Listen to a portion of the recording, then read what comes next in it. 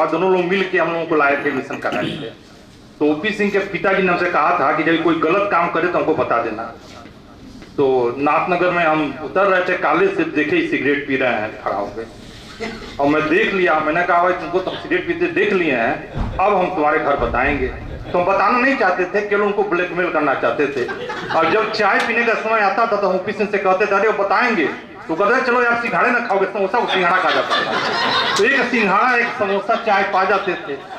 लेकिन अब ओपी सिंह हमारे ब्लैकमेलिंग से तंग आ गए, तो लव कुमार बहल एक हम लोग के क्लास में था, उससे अपनी पीड़ा व्यक्त किए कि तो हमको बड़ा ब्लैकमेल कर रहा है, बड़ा नुकसान पहुंचा रहा है हमको। तो एक दिन शाम को लव कुमार बहल शाम को आए, कहे कि मनोकामना मंदिर से प्रसाद लेके आए हैं और थोड़ा थोड़ा बर्फी सबको थमाए।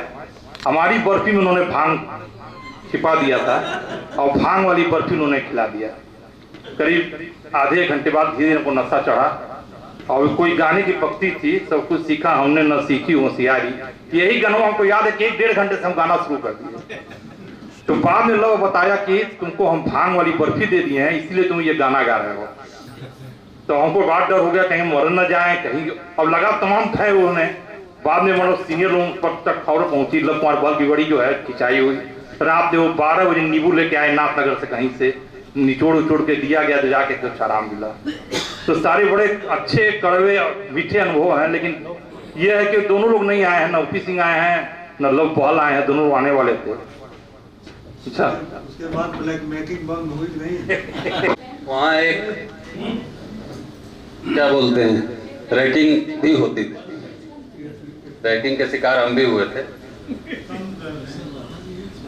पता नहीं, हमको तो नहीं याद है हम किस क्लास में रहते थे। नाथनगर में नूरपुर साइड में क्या बोलते थे, वहां से पकड़ाए गए रात को 3-4 लोग हम रहते थे। वो हम लाज थी शायद, वहाँ 2 कमरे पीछे रहते थे ना। हाँ, तो उसी के सामने उस तरफ जिधर कांता गुप्ता का उधर मकान था, उसी के नीचे कहीं कोई लाज थी। हाँ, वहाँ पकड़ा के ले गए हम लोग 2-3-4 लोग। 2 कमरे थे और बारी एक कमरे में सब लोग बैठे थे, इसमें हम लोगों को बंद कर दिया गया था। बारी बारी से बुलाया जा रहा था, 2-2 लोग करके या क्या। अनऑफिशियली कपड़े हमारे तभी उतारे गए थे। बड़ी पीड़ा भी हुई थी। किसी सीनियर ने लैंप भी लगा दिया था, इसे रुलाई भी आई थी कि साला कहीं ज्यादा नजदीक लगा दिया तो बेकार। तो बहुत पीड़ा हुई थी उस समय, हंसी भी आ रही है बाद में। और तब से मैंने कभी किसी की रेटिंग नहीं ली, या हम लोगों के ग्रुप ने कभी नहीं लिया किसी की। हम ही लोग शिकार हुए थे। गुस्सा इतना भरा था कि हम 2 लोग की रैगिंग हो गई थी, इधर आ गए तो 2 लोग अपना दे रहे थे रैगिंग। तो मैंने उनका सब सामान खोजना शुरू किया। तो तेल की जो सर्फ में लगाने वाली शीशी होती है, फिर थोड़ा सा हमने उसमें सुसु कर दिया था। और फिर वो लोग लगाते रहे होंगे, अब पता नहीं वो सीनियर हैं कि नहीं है, माफ करना। अब मैंने पूछा भी नहीं। और उसके बाद से मैंने कभी किसी की रैगिंग भी नहीं ली, न नाम लिया, और किसी तरह बचा। इसी तरह की बातें हैं। बड़ी मस्ती भी की हम लोगों ने उस पीरियड में, और अच्छा समय बीता। आधा समय ही बीतता था, काफी तो छुट्टी रहती थी, घर भी आ जाते थे हम लोग। बनारस की भी सैर करते थे बीच बीच में आके। यही सब बातें हैं। हॉस्टल में रहा करते थे, तो मैं और मेरे साथ ब्रिजेश सिंह चला गया। ब्रिजेश सिंह लगता निकल गया जो ब्रिजेश सिंह। तो ब्रिजेश था और एक उसके साथ इंद्रजीत भी था। दुर्भाग्य से इंद्रजीत एक्सपायर कर गया है। तो वो बड़ा शौकीन लगा था, अपना रोज के ड्रेस जूता उता खूब पॉलिश कर रखे, सुबह कॉलेज जैसे जाना है। एक्चुअली बीएमएस का एडमिशन मतलब उसमें सीधे भागलपुर मेडिकल कॉलेज तिलका मांझी ऐसा करवाने की कोशिश करते थे हम लोग जो है अपने आप में। तो बेचारा जूता उता फिट एकदम पॉलिश में टाइट रखे, अब चलना है स्कूल। और ब्रजेश अपना देखे दाएं बाएं, उनका ना फ्रेंड प्रेस तो कुछ नहीं, अपना धीरे से उसका जूता पहने, पैंट शर्ट पहने, उसका गायब। अब बेचारा जब तैयार हो गया, देखे हमारा भैया देखे मैं इतनी मेहनत से करता हूँ और ब्रजेश सारा पहन के चल देते हैं। ये डेली की रूटीन, रोज दोनों लोगों में झगड़ा होता था, लेकिन उसका कोई निष्कर्ष नहीं निकलता था। और सेम उसी तरह से ब्रजेश सिंह की दिनचर्या थी। तो जैसा भी राजू भैया बता रहे थे, मेस इंचार्ज होना, तो उसमें जैसे लगता लाल बत्ती मिल गई। अगर किसी को मेस इंचार्ज बना दिया जाता था तो वो अपने आप को बड़ा खुल के आज मैं मेस इंचार्ज हूँ। तो ये हुआ कि हमारे यहाँ भी मेस इंचार्ज बना, तो ब्रजेश से कहा गया तुम नॉनवेज ले आओ, आज शाम को बनाना है। तो बेचारा मसाला वसाला भून के एकदम अपना सारा काम रेडी किया, रोटी बन गई। जब रोटी बन गई तो ब्रजेश करते क्या थे, तो मेरा 1 2 3 ऐसे नापते थे वो रोटी नीचे से कि इतना मेरा हटा दिए पहले, जो है इतना मेरा हटा दिए, उसके बाद तब आप लोग वहां बनाइए जो है अपना। अब खाना वाना जब बन गया तो लोग खाया, इसका मटन का टेस्ट मीठा क्यों आ रहा है, सब बड़ा परेशान, सारा इसमें तीखा होना चाहिए। और जो आए तो इंद्रजीत को घूर देखे कि तुमने बनाया था और कैसा टेस्ट आ रहा है। तो हमारा दिमाग घुमा, उसने ब्रजेश को देखना चालू किया, तो अपना बोला नहीं भैया नहीं, हमने कुछ नहीं किया है, हमने कुछ नहीं किया है। हमने कहा कुछ किए नहीं, जाकर क्या हो गया? बोले ऐसा मेरा मुंह बहुत पान खाते खाते पक गया है, तो तीखा बहुत लग रहा था, मैंने चीनी की कुटी डाल दिया इसमें ताकि मुझे दिक्कत न होने पाए जो है। तो ब्रजेश सिंह की मायाजाल की रहते थे बेचारे जो है, और हम लोग साथ हमेशा सहयोग से रहा करते थे, बड़े अच्छे थे और रहना अच्छे लगता, निकल गए जो है वो। कॉलेज में बहुत सारे सांस्कृतिक कार्यक्रम हुआ करते थे, संचालक महोदय बैठे हुए हैं, ये तो वहाँ के बड़े एक्सपर्ट थे, बड़ी अच्छी पार्टी थी, भाभी पता नहीं है कि चलेंगे हैं। अच्छा आनंद तो बताओ बेटा तुम्हारी। एक बार अपने यहाँ सरस्वती पूजा हो रही थी, तो उसमें मुझे भी कुछ बोलने का मौका मिला। तो हम लोगों ने उसमें प्रोग्राम में शेयर किया था कि हम लोगों के बीच में जैसे 5-7-10 लोगों की टोली थी, मैं था, डॉक्टर डीपी सिंह मौर्य जी, ब्रजेश भाई और सारे अपने बोल के लोग थे। तो मौर्य जी आयुर्वेद के बड़े विज्ञान, मतलब कहा जाए तो बहुत धुरंधर बल्लेबाज माने जाते थे, तुरंत अपना वो त्रिफला लिखना शुरू कर देते थे। तो हमने कहा जब मौर्य जी मान लीजिए प्रैक्टिस लाइन में कोई अगर आ जाए, किसी एक चुटकुला हम लोगों ने बनाया था, बड़ा हिट हुआ था, मैं बता रहा हूँ आपको। एक वैद्य जी थे, उनके पास एक पेशेंट पहुंचा और उसने बोला डॉक्टर साहब मुझे बहुत सारी परेशानी है, लेकिन सबसे बड़ी परेशानी मुझे जो है अगर आप ठीक कर दें तो बहुत बड़ी आश्चर्य की बात हुई, आज तो कोई ठीक नहीं कर पाया। ये क्या दिक्कत है? कि मुझे यूरिन पास करने में, पेशाब करने में बहुत दिक्कत होती है। बहुत सारे लोगों ने दवा किया, लोगों ने ये फ्लास्क लाया, लेकिन कोई आराम नहीं मिल पाया। तो डॉक्टर डीपी सिंह ने कहा यार इनको डॉक्टर राजेंद्र मौर्य के पास भेजा जाए, मौर्य जी इसका उपाय बता सकते हैं। मौर्य जी के पास पेशेंट पहुंचा, उन्होंने कुछ नहीं करना है। उन दिनों राम तेरी गंगा मैली पिक्चर बड़ी हिट हुई थी, तो उन्होंने कहा जब तुम्हें पेशाब लगे और लगे कि तुम्हें दर्द हो रहा है, तुम सीधे चालू कर देना राम तेरी गंगा मैली हो गई, पापियों के पाप धोते धोते, लेकिन पेशाब उसको नहीं हुई। बड़ा चक्कर पड़ा, क्या फिर बोला कैसी दवा दिए तो गाना पूरा गा लगे, पेशाब नहीं हुई। कह यार उसका फीस तुम्हें दिया कहाँ था? बेचारे परामर्श उनको दिया। फिर उन्होंने उसके कान में, जिससे बहुत बोलते थे उस समय, कान में उसे कुछ मंत्र बताया कि किसी मत बताना और देखना खुल के पेशाब होगी। गया बेचारा अपना जो है वो, जैसे इन्होंने बताया, जब उसको यूरिन महसूस हुई तो एकदम से इनको याद किया, चालू किया उसे अपना जोत से जोत जगाते चलो, प्रेम की गंगा बहाते चलो, खुल के पेशाब किया। आया मौर्य के पास की, बड़ी तारीफ हुई, सर आपने जो इलाज बताया था मुझे बहुत फायदा उससे हुआ। अब 2-4 दिन जो बनाने लगा वो, संजोग से उसके एक दोस्त था, उसको कॉन्स्टिपेशन की शिकायत थी, कब्जियत, उसको कैसे भी पास होता।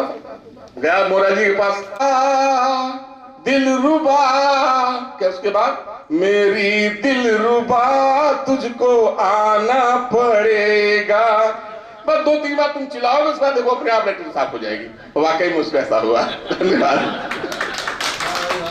तेज बताते हैं, दवा जो भी देते हैं भैया हिला हिला के दिया, ठीक है। पेशेंट गया, बहुत अच्छी तरह से हिलाया उसको, पेशेंट को ही बढ़िया से हिलाया, दवा पिलाया। सीने में दर्द थी, फिर दूसरे दिन आए, कहा कि दवा जो दिए थे दर्द और बढ़ गई। कहा कि पूरा हिलाया नहीं थे क्या, ऊपर ऊपर में दिए? कहा नहीं, थोड़ा हिलाया था, आज और जोर से हिला। उसको लेके पूरा जबरदस्त हिलाया, पेशेंट को स्टेशन पर लाद के लाया। क्या हुआ? तो और बीमार पड़ गया।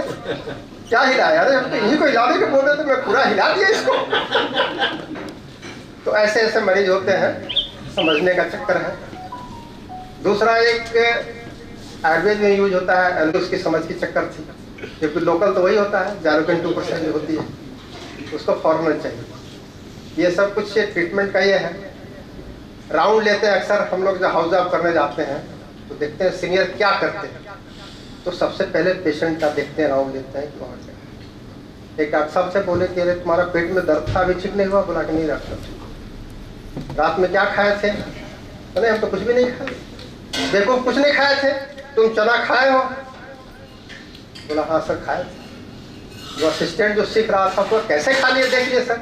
बोला बेवकूफ, देखो उसके नीचे क्या गिरा हुआ है, चना का छिलका गिरा हुआ है ना बेड के नीचे, ये जरूर रात में चना खाया होगा। बोला वो ये बात।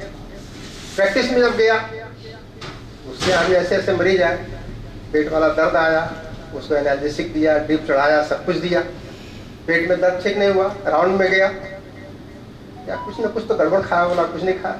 उसके घोड़े का नाल गिरा हुआ था नीचे। बोला अरे मूर्ख, तुम घोड़ा खा गया इसीलिए तुमको पेट में दर्द हो रहा। अरे सर घोड़ा क्यों खा गया? हमको जानवर भी नहीं खाते, मुर्गा खस्सी भी तो शाकाहारी। देखो नाल गिरा हुआ। तो नहीं ये तो सर गरा हटाने के लिए लगवाए थे, घोड़े का नाल रखे हैं, खाना क्यों खा? ये सब कुछ चीजें होती है, सीखने का तरीका है। अब कुछ आयुर्वेद की बात। रेसी सिंह नींद आ रही, आपका टाइम हो रहा है सोने वाला, लेकिन मेरे केंद्र बिंदु पर तुम ही हो। कैसे कि ये मेरे रूम पार्टनर रहा करते थे, जबरदस्ती वाले। ऐसे मेरे रूम पार्टनर थे देवरिया के डॉक्टर भानु प्रताप सिंह, नॉमिनेटेड। उनका आज तक पता ही नहीं चला कि वो पढ़ाई करके गए कहाँ। अगर कोई जानता हो तो हमें बताने की। अच्छा नहीं वो मेरे शराब के धंधे, बनारस में है, शराब का धंधा पैतृक था वो शराब के धंधे का। लेकिन स्मार्ट बहुत था डॉक्टर साहब पढ़ने में। अरे बाप रे बाप, वो मैं रात में लिखता पढ़ता था, वो दिन में उसको उतार के फिट कर देता था और चादर ओढ़ करके सो जाया करता था। मैं नहीं जगदीश सिंह के भतीजे पत्थर देवा वाले, पत्थरहट, जगदीश सिंह के भतीजे, जिनका शराब का कारोबार था। तो हमारी मुलाकात होती है एसपी मल? ना मुलाकात पहले बहुत 30 बरस, लेकिन लाइव ना ना ना, बाल उनका घुघराला था और थोड़ा थे दबंग टाइप के। मतलब हमसे खाली गए कि हमारा वहाँ कॉलेज में उपनाम ये लोग रखे हुए थे, लाला। लाला के नाम से मुझे ज्यादा लोग जानते थे। लाला तुम खाली पढ़ो, तुम जो है कहीं बाहर नहीं निकलोगे। और वास्तव में पढ़ने वढ़ने में ठीक ठाक था। तो वो बाहर जाए रुमाल रुमाल लेकर के, ये दोनों के दोनों अपना घूम के आवे कि अच्छा देखो हम क्वेश्चन पता लगा के आ रहे हैं, सब तैयार कर लेना। अच्छा, इसके बाद शाम को थोड़ा बहुत हम भी टहलने निकलते थे। तो एक वहाँ पे चाय की दुकान थी सिकंदर की, ये लोग रोज वहीं जाए, हमको उसकी चाय उतनी जम भी नहीं रही थी। तो पता चले कि ये लोग जो है वहाँ पर ऊपर बालकनी में कोई लड़की जो है मारवाड़ी की थी उसको भाई साहब ये लोग लाइन देने के लिए, क्योंकि वो डायरेक्शन मेरे, कभी उस डायरेक्शन में मुझे ना खड़ा होने दे, मेरी पीठ रहे इधर। यही सारे मतलब इन लोगों ने बस मुझे खाली पढ़ने के लिए लगाया। मैं दिन भर पढ़ गया और उसके बाद रात में आके फटाफट चीटिंग करके अपना तैयार कर लिया। और भी एक घटना मेरे साथ घटी, ट्रेन की बात पे याद आया। कोई बता रहे थे ट्रेन से बड़ा वो उनको एलर्जी हो गई थी। मेरे साथ भी एक घटना ऐसी घटी। पहली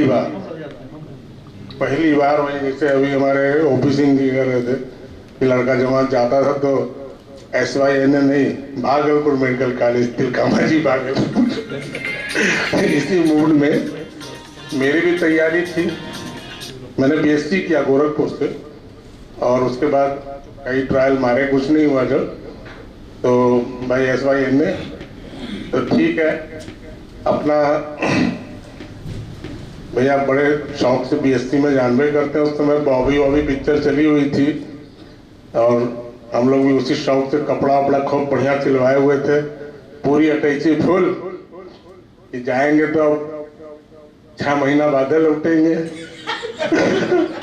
भाई डिस्टेंस था। मैं पापा उस समय गोरखपुर में थे, गोरखपुर से भागलपुर बीचवा में एक बार बदलना पड़े, कहीं क्यूल बदलिए या फिर हाँ मोकामा। अब भैया चलने का देखो बड़ा खतरनाक रास्ता है, संभल के जाना।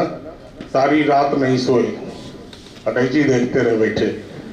उसके बाद सुबह होने लगी थोड़ी थोड़ी तो क्यूल जंक्शन के आगे बढ़ी गाड़ी, और सर उसी के बाद ये हुआ कि बस 1 घंटे में पहुंचने वाले हैं। और वो उसी 1 घंटे में एक बार ऐसे आँख झपी, ऊपर नजर गई कटिसी गायब। अरे बाप रे बाप, हम क्या करें। उतरे स्टेशन पर, हमारे साथ थे डॉक्टर CB सिंह है ना, हाँ मुझे वहीं पे जाना ही था, स्टेशन के ठीक सामने धर्मशाला पर।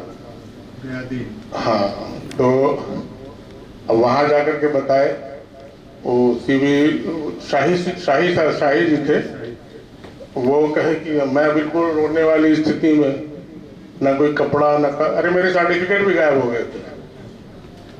अब उसके बाद फिर ये हुआ कि अच्छा शाम के समय हमको ले जाके गया वहाँ कांता गुप्ता के लाज पर।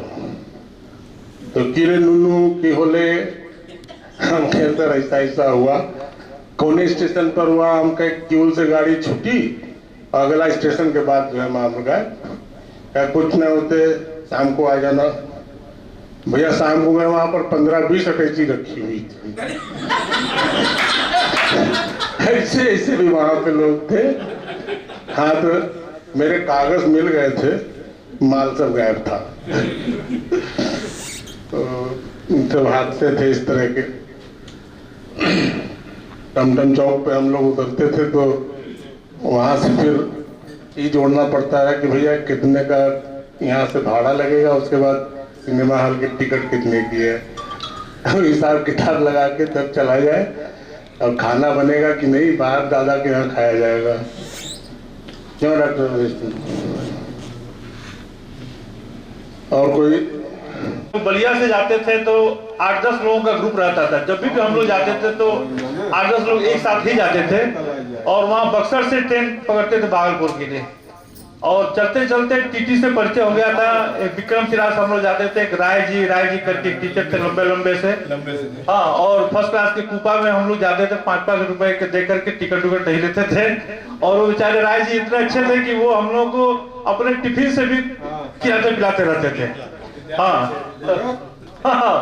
और एक हम लोग के जहाँ हम लोग पंडित जी के यहाँ रहते थे, एक डॉक्टर गिरीश चंद्र राय, इस समय बुलंदशहर में कोई आयुर्वेद कॉलेज में है, तो वो रहते थे। वो बहुत सीधे इंसान थे। वो देसी घी अपने घर से बहुत बढ़िया लाते थे, और वो अपना बक्सा में बंद करते। छोटी सी वो ताला रहती थी, हम लोग उसको जब वो कहीं चले जाए तो उसको खोल कर देसी घी उतार खा लेते थे, और उसमें डालडा भर देते थे। पूरे 8-9 साल हम लोग खूब देसी घी उनका खाए। बाद में पास आउट होने के बाद उनको हम लोग धन्यवाद दिए कि राय साहब आपका बहुत देसी घी हम लोग खाए हैं, इसके लिए बहुत बहुत धन्यवाद। धन्यवाद सर। हेलो, एक मुझे वाकया याद है भागलपुर का, तो वो मैं सुनाता हूँ। पहले तो मैं BSc करके गया था, और मैं जब एडमिशन लेने पहुंचा तो पता चला समाज जेल भरो आंदोलन चल रहा था। तो हमने कहा ये तो बड़ा गलत जगह आ गए। फिर मैं वापस हो गया। तो मैं 6-7 महीने बाद फिर आया, जब ये सब खत्म हो चुका तो मैंने एडमिशन लिया। अब फिर मेरा मन लगता ही नहीं था। मैंने वहाँ पे PMDT दिया, PMDT उसमें होता था, और कई मैंने कमीशन दिया, लेकिन मेरा कहीं भी थोड़े बहुत नंबर से रह जाता था, मैं निकल नहीं पाया। तो अंत में मैंने वही का ड्रॉप कर लिया। तो वहाँ का एक वाकया ये था कि हम लोग भागलपुर रहते थे मेडिकोज हेवन में। हमारे साथ थे हम doctor Satyendra Ojha, doctor Shivaji Rao, doctor Harinarayan Gupta, doctor Fainaz Singh, doctor Ganga Shankar Ojha, doctor Meerut के थे डॉक्टर इंजीत कुमार चौरसिया, डॉक्टर रमाशंकर गुप्ता बलिया, और डॉक्टर प्रदीप अग्रवाल मेरठ। हम लोग 10-12 लोग रहते थे। तो हम लोग भीकनपुर में रहते थे, फ्लैट लेके किराए पे रहते थे। तो गुमटी नंबर 2 है वहाँ पर, हम लोग वहाँ पर शाम को नाश्ता पानी करने जाते थे। तो अक्सर समोसा वमोसा सब चाय वगैरह लेते। तो वहाँ लाइट बहुत जाती थी सर, आप लोगों को सबको मालूम है, लाइट लंबी जाती थी, 2 घंटा 3 घंटा 4 घंटा भी चली जाती थी शाम। तो अचानक लाइट, हम लोग बैठे थे समोसा खा रहे थे कि लाइट चली गई। दुकान थोड़ी गहरी थी, हम लोग पीछे बैठे थे। एक बड़ा सा कढ़ा था और उसमें जो है ये गुलाब जामुन पूरा भरा हुआ था। और लाइट चली, एकदम अंधेरा हो गया। तब तक दुकानदार कुछ लाइट की व्यवस्था करता, तब तक तो हम लोग सर 8-10-12 लोग थे, उसका रसगुल्ला पूरा साफ कर दिया। पूरा साफ कर दिए। अच्छा, उसको पता भी नहीं चला। हाँ, हाथ वो सहसे नहीं, हाथ डुबाया निकाल दिए, उसका पूरा साफ कर दिए। जब लाइट आई तो देखा होगा, तब तो हम लोग जल्दी जल्दी पैसा देके निकल गए समोसा का। अब जब अरे डॉक्टर साहब, वो जानता था कि हम लोग बराबर आके खाते। डॉक्टर साहब, कल जो हमारा सारा रसगुल्ला, एक रसगुल्ला ही नहीं बचा, उसमें खाली रस्से बचा। तो हम लोग को पता नहीं है। लेकिन डॉक्टर साहब, आप लोग के 10-12 लोग थे, आप लोग और कौन खाया होगा? तो क्या अच्छा डॉक्टर साहब, आप लोग खाए हुए तो कोई बात नहीं, लेकिन आप लोग बराबर आइएगा। हमको भाई देखिए, खाए हम लोग जरूर हैं। अब जो है देखिए, इसको भूल जाइए आप। तो ये मुझे एक याद आ रहा है, एक वाकया और याद है। शुरुआत कोई नहीं कर रहा है, तो हम शुरुआत करने कम से उसके बाद राजू जी तो कराएंगे। तो मैं कुछ कहूँ, कभी सोचता हूँ, आदमी जो सुनता है, जिंदगी भर वो सदाएं पीछा करती हैं, जिंदगी भर वो सदाएं पीछा करती हैं। आदमी जो देता है, आदमी जो लेता है, जिंदगी भर वो सदाएं पीछा करती हैं, जिंदगी भर वो सदाएं पीछा करती हैं।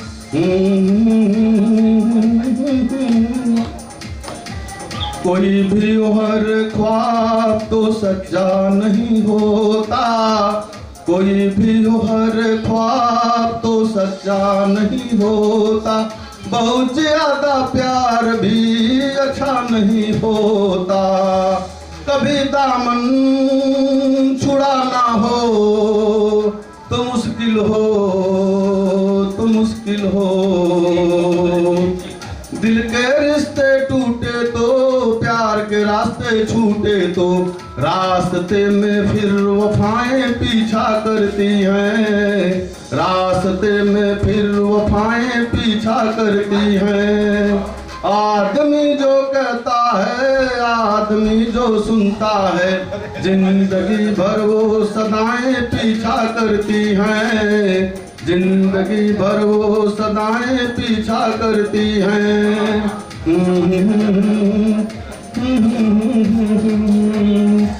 कभी कभी मन धूप के कारण तरसता है, कभी कभी मन धूप के कारण तरसता है, कभी कभी फिर सावन झूम के बरसता है।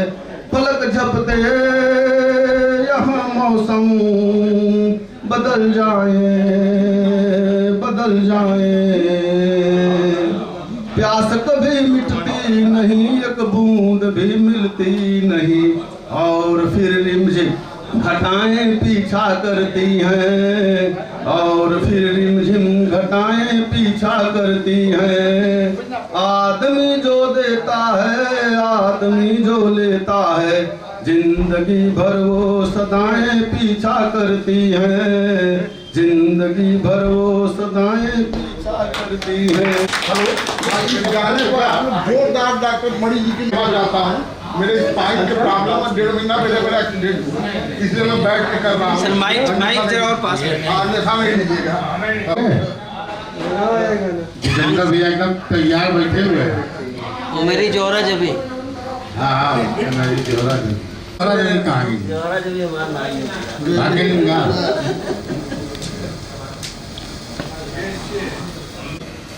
आज इस सभागार में उपस्थित वरिष्ठ और कनिष्ठ चिकित्सक बंधु को प्रणाम और छोटे को आशीर्वाद। बहुत ही हर्ष का यह विषय है कि यह कार्यक्रम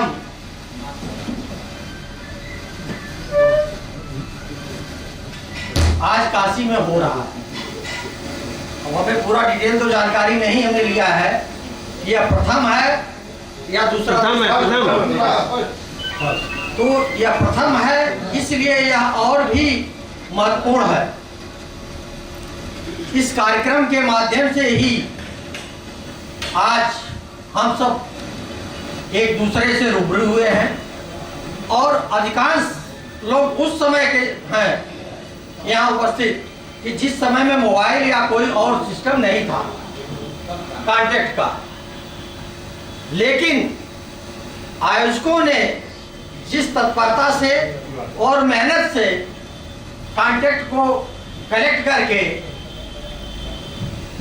इस कार्यक्रम को आयोजित किया है, इसके लिए आयोजक मंडल को बहुत बहुत बधाई।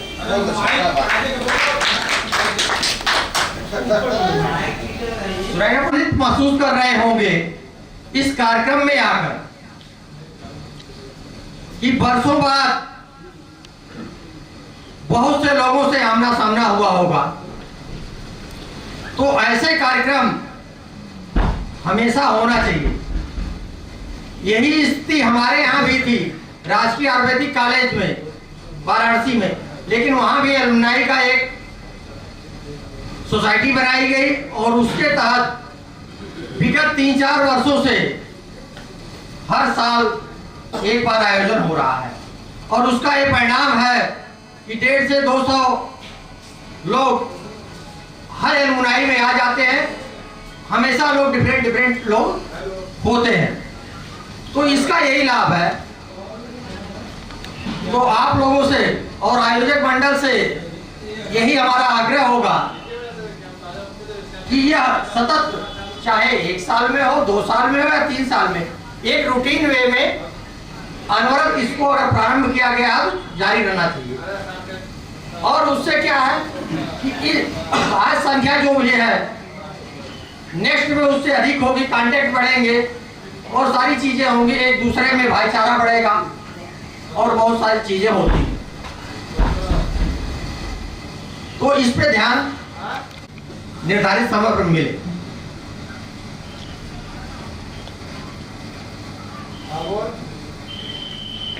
बाकी अभी एक विषय आ गया था, उस संदर्भ में बता दें। अभी विषय आया था कि हम आईवी दे सकते हैं कि नहीं किसी परिस्थिति में। तो हम इमरजेंसी में हर चीज कर सकते हैं जो हम उस समय कर सकते हैं, क्योंकि उसमें स्पष्ट लिखा है कि इमरजेंसी मरीज आपके पास आएगा तो आपको उसका प्राथमिक उपचार और देखभाल करने के बाद ही रिफर किया जाना है, जो एक्ट में महत्वपूर्ण लिखा हुआ है। नीचे लिखा है कि आईवी नहीं देना, लेकिन नीचे मना किया गया नहीं देना, लेकिन महत्वपूर्ण पूरे सार का इंपॉर्टेंट दिया गया है कि गंभीर मरीज को प्रारंभिक उपचार और देखभाल करने के बाद ही उसे रिफर किया जाना है। दूसरा ये है, एमटीपी एक्ट के अंतर्गत आयुष के चिकित्सक नहीं आते थे, लेकिन 2014 में एमटीपी एक्ट में भी संशोधन कर दिया गया है। अब आयुर्वेद और यूनानी के चिकित्सक भी लीगल एमटीपी कर सकते हैं। अब अधिकृत हो गए, दूर से जाओ, क्योंकि देखिए एक टर्म है लीगल एमटीपी, कोई भी करेगा, चाहे एमबीबीएस हो या कोई भी व्यक्ति हो, उसको लीगल एमटीपी करना होगा जो विहित हो।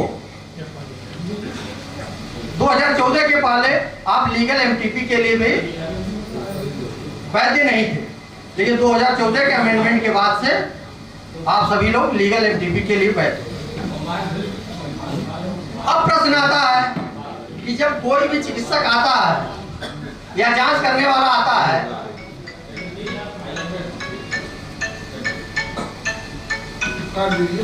तो जानकारी न होने के कारण हम उसके प्रभाव में या दबाव में आ जाते हैं और जो हम सही बात कर सकते हैं उसके दबाव में आने में कुछ गलत कर जाते हैं। पहली चीज कि हमारा रजिस्ट्रेशन 2015 से क्षेत्रीय आयुर्वेद यूनानी अधिकारी कार्यालय में पंजीकृत होगा। अब अगर हम हॉस्पिटल चला रहे हैं, संचालक आयुर्वेद के हैं और हमारे यहाँ सर्जरी भी हो रही है, एमएस एलोपैथ के अगर आ रहे हैं, मेडिसिन का कोई डॉक्टर बैठता है तो आपके उस रजिस्ट्रेशन में डीओ के यहाँ भी उनका नाम जोड़ा जाएगा, क्योंकि डॉक्टर का रजिस्ट्रेशन नहीं होता है। जो जिला पर रजिस्ट्रेशन होता है डॉक्टर का नहीं होता। चिकित्सक का रजिस्ट्रेशन स्टेट बॉडी में होता है, लेकिन जो जिले पर रजिस्ट्रेशन होता है वह उस प्लेस का होता है जिस प्लेस में आप काम कर रहे हैं। तो उसका यह अर्थ है कि उस परिसर में कौन कौन व्यक्ति की सेवाएं उपलब्ध कर रहा है या अपनी सेवा दे रहा है, उसका अर्थ यह है। तो प्लेस एक है, तो यह नहीं है कि हम आयुर्वेद के हैं तो डीओ क्या रजिस्ट्रेशन कराएंगे और वहीं हमारे हॉस्पिटल में रुपए का आ रहा है तो वह सीएमओ क्या रजिस्ट्रेशन कराएगा, ऐसा नहीं। जनरली डीओ को जानकारी नहीं है, इसलिए वो कहते नहीं होगा। इस तरह से अगर कहीं भी समस्या है कि इस तरह की बात कर रहे हैं तो ऐसी कंडीशन में आप हमसे